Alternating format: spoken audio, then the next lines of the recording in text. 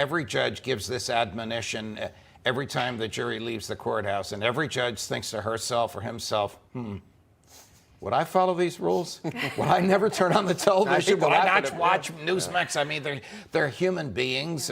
You walk by a newsstand, you see the headlines in the New York Post. I mean, you're obviously drawn to this stuff. It's one of the reasons that I've been saying that the former president has very astutely, even brilliantly, testified without getting on the witness stand by the comments he makes every time he goes into or leaves the courtroom. And those are arguments.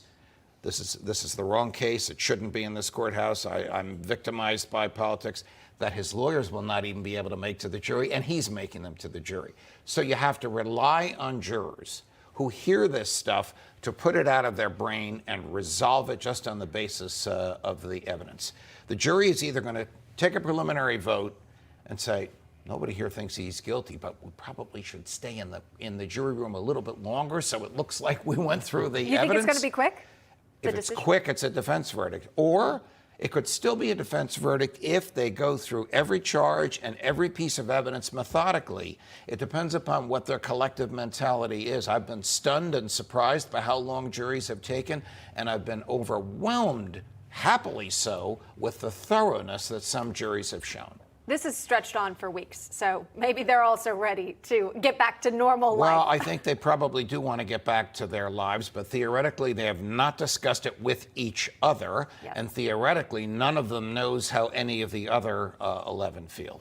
So 34 felony counts, and that's the part that I wanted to understand. And will each jury member consider all 34? Is there any possibility that they find him guilty on 2 of them, but not the other 32? And what does that even look like? Well, if they find him guilty on 2 and not the other 32, that would be a verdict inconsistent with the evidence, because either you find him guilty on all or you find him guilty on none, because each of them is basically the same. Each of them is a check that he signed to Michael Cohen. Each of them is a reimbursement to the check that he signed to Michael Cohen, and each of them is a recording of the check he signed to Michael Cohen. That's basically what they are. He basically did the same thing over and over again each month until Cohen was completely reimbursed. So this is all or nothing? I would think so. I mean, if he is convicted on a few and not on the others, they have a great appealable issue, because the evidence is identical on all. Either you believe all of the government's evidence or you reject all of the government's evidence. Or you believe the witnesses, right? Well, the witnesses, called to the stand. You know, the witnesses are very troublesome for the government. So if I'm the government, my closing argument's going to be, look, we don't choose our witnesses. Somebody watches an automobile accident or a bank being robbed, we can't control the baggage that person brings to the scene. And the government lawyers will say, would I invite Michael Cohen into my living room? No, and I don't think you would either. But ladies and gentlemen of the jury, even liars occasionally tell the truth. How do we know that?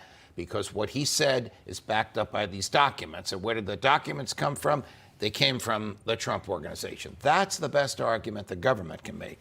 The best argument that the defense can make is to make a list of every lie to which he admitted in the courtroom, every misbehavior and criminal act to which he admitted in the courtroom. Put them up on a flat screen, go through each one, look at the jurors and say, would you trust the freedom of your children in this man's hands? Of course you wouldn't. But they, and point to the government, want you to trust the freedom of Donald Trump in this man's hands. Use your common sense, and then I would sit down. So that's what you believe the closing argument should or will look like? Yes, you have very fine lawyers there. They don't need my guidance. My guess is they're going to make powerful arguments, and they're preparing them this weekend. It's actually a gift to the lawyers that they have a 3, in this case, 5-day weekend, because there's no court yesterday or today. That's an enormous amount of time in which to review all the evidence and prepare your oral argument.